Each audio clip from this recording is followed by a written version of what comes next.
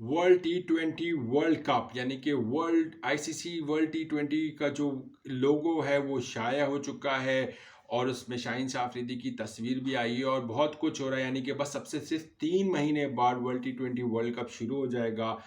और मेरे लिए सबसे ज़्यादा अलार्मिंग सिचुएशन ये है कि पाकिस्तान का कोई भी बैटर अच्छी परफॉर्मेंस नहीं दे रहा सिवाय बाबर आजम के।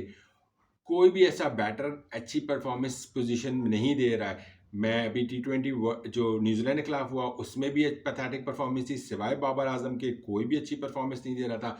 दूसरा, अभी जो PSL चल रहा है उसमें भी कोई भी ऐसा खिलाड़ी मुझे नज़र नहीं आ रहा है जो ऑन दैट बेसिस सेलेक्ट हो T20 वर्ल्ड कप के लिए। क्योंकि अगर मैं ओपनिंग की बात करूं तो साइम अयूब परफॉर्मेंस नहीं नज़र आ रही, हारिस मोहम्मद हारिस परफॉर्मेंस नज़र नहीं आ रही, फ़खर ज़मान परफॉर्मेंस नज़र नहीं आ रही, मोहम्मद रिजवान परफॉर्मेंस नज़र नहीं आ रही। सिर्फ एक बाबर आजम है कब कि वो अच्छी परफॉर्मेंस दे रहे हैं। और उसके बाद अगर आप मिडल ऑर्डर में आ जाए तो आप आज़म खान की बात की जाए, आज़म खान की परफॉर्मेंस नहीं नज़र आ रही। दूसरा, आप कुछ लोग कह रहे हैं कि सलमान आगा को खिलाया जाए मिडल ऑर्डर में। अब सलमान आगा को पहले भी पाकिस्तान की तरफ से मौके दिए गए थे, वर्ल्ड कप में भी आपने देखा था उडाई में, लेकिन सलमान आगा वो बात नज़र नहीं आएगी। रह गए चाचा इफ्तिखार, पता नहीं किसकी पर्ची हैं या हैं या नहीं है, आई डोंट नो। लेकिन उनकी वो है चिपके हुए पाकिस्तान टीम से, तो अब चिपके हुए हैं तो फिर चिपके हुए हैं।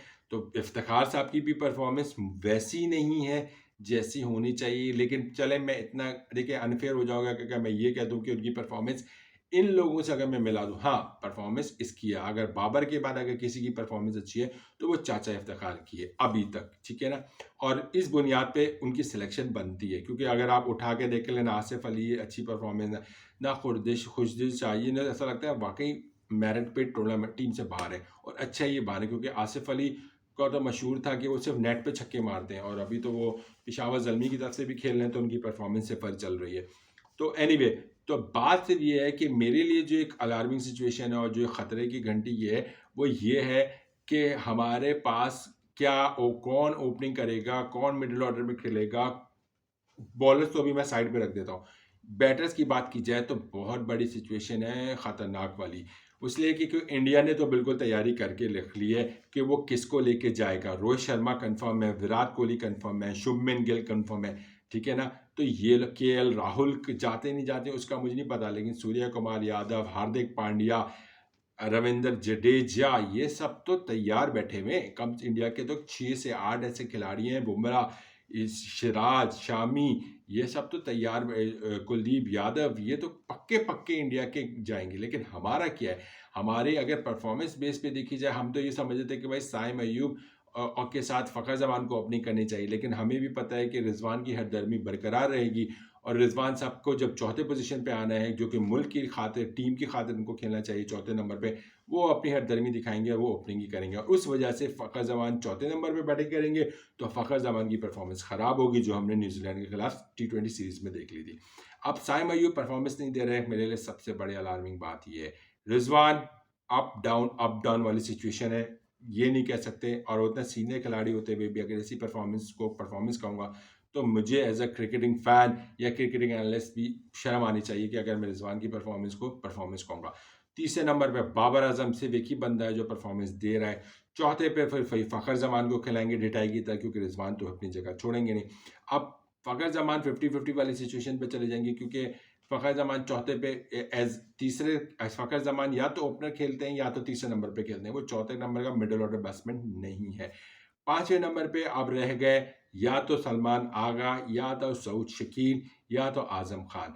अब सऊद शकील ओपनिंग अच्छी कर रहे हैं, लेकिन मिडल ऑर्डर में आई डोंट नो कि उनको चांस मिलेगा। सलमान आगा का बड़ा शोर हो रहा है, मैं मिसबा को भी सुन रहा था, मैं हफीज़ को भी सुन रहा था, मैं और लोगों को भी सुन रहा था। बहुत सारे लोगों की ये राय थी कि सलमान आगा काफ़ी दिनों से परफॉर्मेंस दे रहा है तो उसको चांस देना चाहिए। सलमान आगा हालांकि वनडे में थे, लेकिन मुझे नहीं लगता कि इतने अच्छे करामत साबित होंगे, क्योंकि देखिए कहाँ इंडिया की इस पोजीशन पे सूर्य कुमार यादव बैटिंग करता है और आप कहाँ सलमान आगा, आसमान ज़मीन का फ़र्क है। फिर इफ्तिखार चाचा हैं, चलें अच्छी हिटिंग करते हैं, चल जाएंगे इफ्तिखार चाचा। अब मुझे ये नहीं समझ में आ रहा है कि ये मैंने आपको टॉप 6 ऑर्डर जो हमारे हैं नंबर 1 से लेके 6 तक, इसमें आपको सिवाय बाबर के और सिवाय चाचा के कोई ऐसा खिलाड़ी नज़र नहीं आ रहा जो इस वक्त on the basis of merit select होकर T20 वर्ल्ड कप में जाए। हाँ, ज़बरदस्ती आप घसीट घसीट के ले जाएंगे या भेज देंगे व्हाट्सोएवर, वो फिर कोई रिजल्ट वैसा नहीं है, और ये अलार्मिंग बात है, और हम सब के लिए अलार्मिंग बात है। और मुझे ज़्यादा फिक्र इस बात की हो रही है, क्योंकि जैसे ही ये PSL ख़त्म होगा, उसके साथ मैंने खबर ये मैंने पढ़ी कि 13 अप्रैल से न्यूजीलैंड की टीम पाकिस्तान का टूर करेगी 3 या 5 वनडे की 5 T20 खेलने के लिए।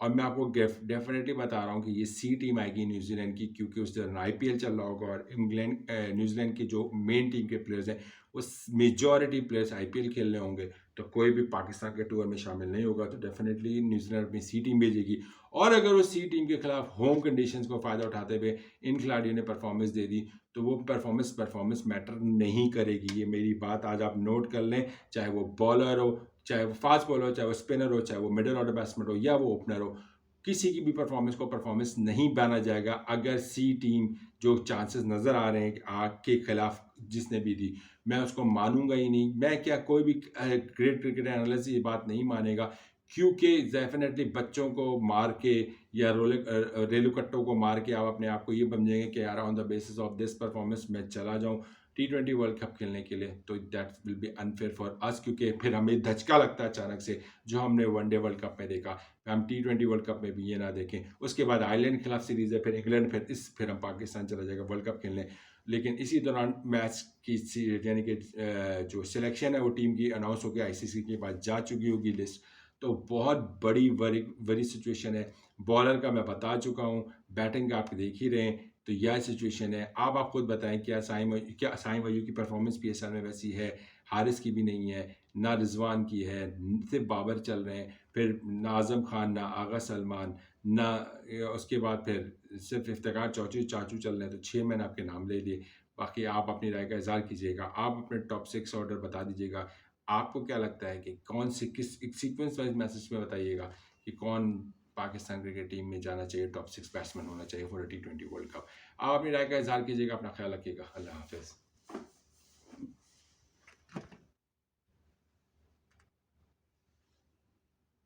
लाइट चली गई है।